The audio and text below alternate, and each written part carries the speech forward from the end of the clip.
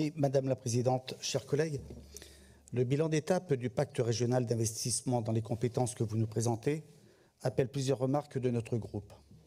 Un mot tout d'abord sur le constat que vous dressez de la situation économique actuelle. Nous en partageons une large partie en ce qui concerne le défaut d'attractivité de nombreux emplois, puisqu'il est un copier-coller du discours que nous tenons depuis des années. En effet, on se retrouve de plus en plus dans une situation où les entreprises ne trouvent personne à recruter, alors que, dans le même temps, les chômeurs ne trouvent pas d'emploi à occuper. Les causes ont été parfaitement soulignées par le président de la Chambre de commerce et d'industrie de Gironde en septembre, à savoir le défaut d'attractivité des territoires et des conditions de travail difficiles, conjuguées à une rémunération trop modeste. C'est bien pourquoi le gouvernement doit intervenir dans ce domaine pour revaloriser ces emplois. C'est d'ailleurs tout le sens de notre proposition d'exonérer de charges les augmentations de 10% des salaires allant jusqu'à 3 fois le SMIC. Un mot maintenant sur le bilan de votre pacte régional d'investissement dans les compétences que vous nous présentez. Certes, la Covid a impacté le déroulé de ce plan. Il serait malhonnête de vous en faire le reproche. Ce sont vos objectifs initiaux que nous contestons. Rappelons que le rôle majeur de la formation professionnelle est de fournir à l'entreprise ses salariés de demain. L'essentiel de ce PRIC devrait donc être tourné vers cet objectif. Je pense notamment aux métiers des secteurs en tension.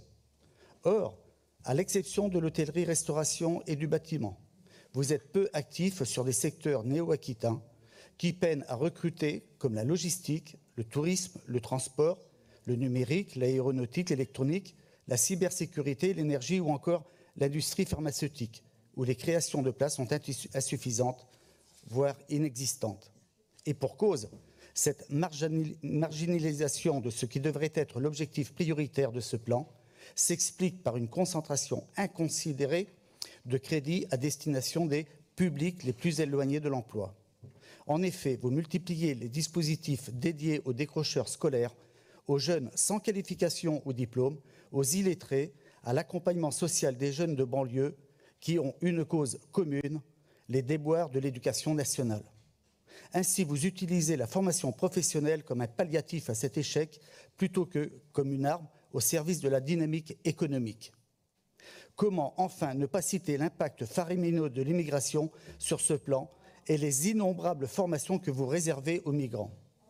Rien que sur le seul dispositif socle de compétences, auquel 96 millions d'euros ont été consacrés depuis 4 ans, 42% des places de formation financées l'ont été exclusivement au profit de migrants via le parcours français langue étrangère.